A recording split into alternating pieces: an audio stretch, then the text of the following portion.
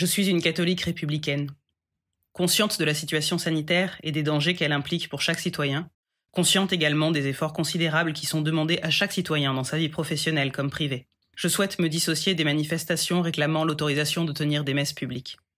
J'estime qu'il n'est pas décent, dans les conditions actuelles, de réclamer des dérogations de ce type. Les églises ne nous sont pas fermées, notre liberté de croire n'est pas bafouée.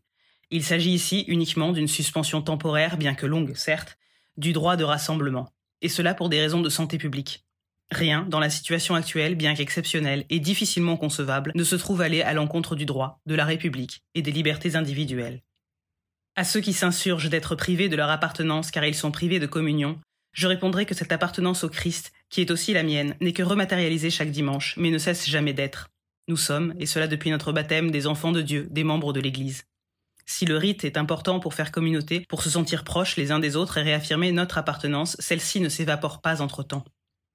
La prière individuelle, en Église, nous est possible. Assister de manière virtuelle à des cultes et recevoir ainsi la parole nous est possible.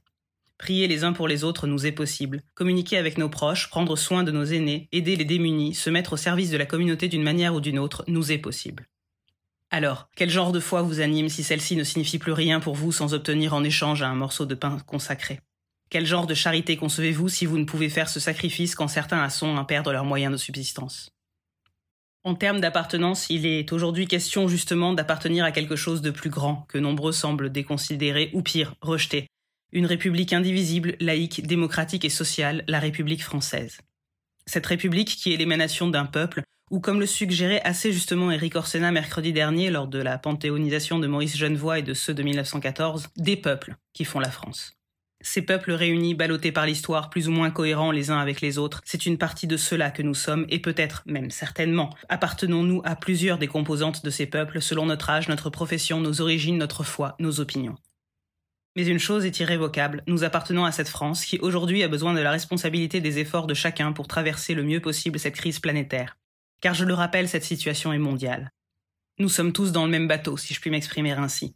Dans ces circonstances hors du commun, il est peut-être temps d'appeler à la fraternité et par cela l'arrêt de caprices communautaires pour se lancer dans une aventure de foi. Celle d'espérer ardemment et résolument de tout notre cœur et de toutes nos forces que nous nous relèverons de tout cela. Ces manifestations, je suis donc contre. Au nom des 3 vertus théologales, contre elles dans la foi, dans l'espérance et dans la charité, pour citer André Malraux dans l'Espoir.